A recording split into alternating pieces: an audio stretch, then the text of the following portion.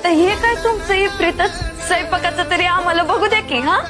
आणि आता तुम्हाला चांगली 450 पैक्यांची नोकरी आहे. आणखी शिकून असं किती पैक कमवणार राहतो. हाय त्यात सुख मानायचं सोडून कशाला करते ती लंडनची वारी. रमा आहे त्याच्यामध्ये सुख मानण्यामध्ये आपल्या पिढ्यानपिढ्या गेल्या आणि मी काय फक्त पैसे कमवण्यासाठी शिकत नाहीये. आणि खरं तर मला 4,500 रुपयांची नोकरी मिळाली ना तरी ती सुद्धा मला कमीच वाटेल.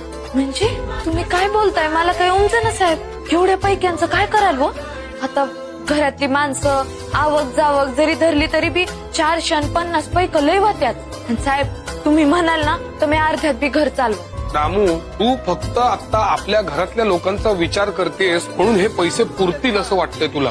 पण आपला संसार खूप मोठा आहे. आपले समाज बांधव किती आहेत ज्यांच्याकडे उत्पन्नाचं काही साधन नाहीये. आणि अख्ख्या अस्पृश्य समाजामध्ये असे किती लोक असतील याचा विचार कर रमा. म्हणजे ते समद्यांना आपण पोसायचं. अगं बया रमा तू खरंच किती भाबडी आहेस ग.